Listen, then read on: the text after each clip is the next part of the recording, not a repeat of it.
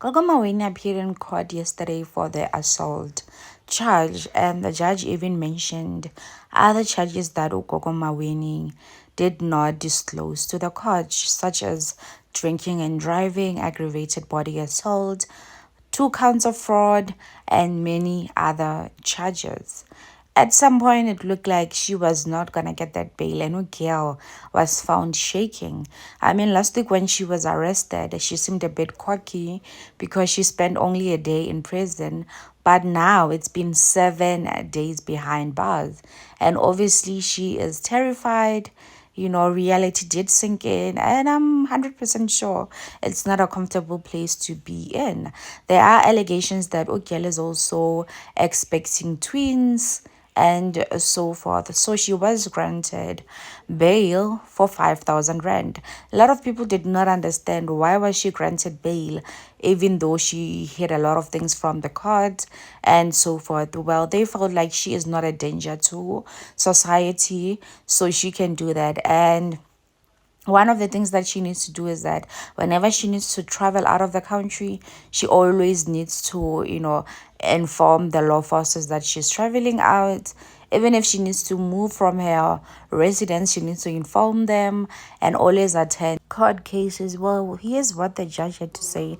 But before that, please like, share, comment, and please do me a huge favor by subscribing. After she was contacted by her husband or by the police, she handed herself over to the Mondia police station. There was no indication that she will evade her trial. She has stayed for a period or resided for a period of 27 years in Mondial, so her address is well known. Subsection C, whether there's a likelihood that the applicant, if she's released on bail, will attempt to influence or intimidate the witnesses.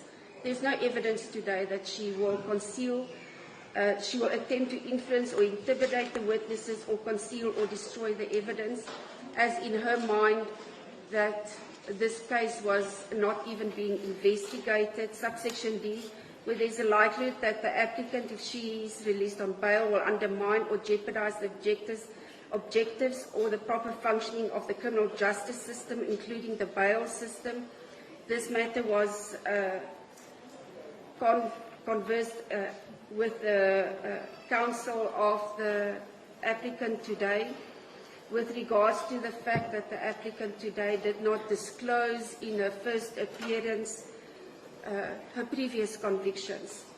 In subsection 8, subsection A, the fact that the accused, knowing it to be false, supplied false information at the time of her arrest or during the bail proceedings. The applicant did not disclose during her first appearance that she had the following previous convictions. In 2009, on the 14th of October, she was convicted of driving under the influence of alcohol, and her sentence was postponed for a period of 2 years. In 2017, on the 29th of September, she was convicted of assault with the intent to do grievous bodily harm and was sentenced to 1,500 rand fine or 3 months imprisonment, which was wholly suspended for a period of 5 years. And in 2018, on the 24th of July, she was sentenced to 2 counts of fraud and 2 counts of theft from her employer, and she was sentenced to, in terms of section 2761H of the Criminal Procedure Act, and this was also not declared by the applicant.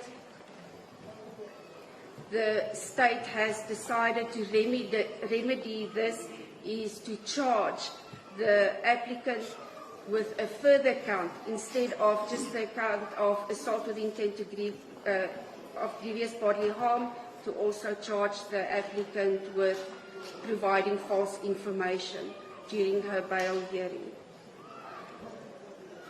The council has also stated to the court that this was done during her bail hearing due to the fact that she was traumatized, and she then did not disclose this information to her legal representative. the court has accepted this explanation from the counsel and from the applicant. And subsection E,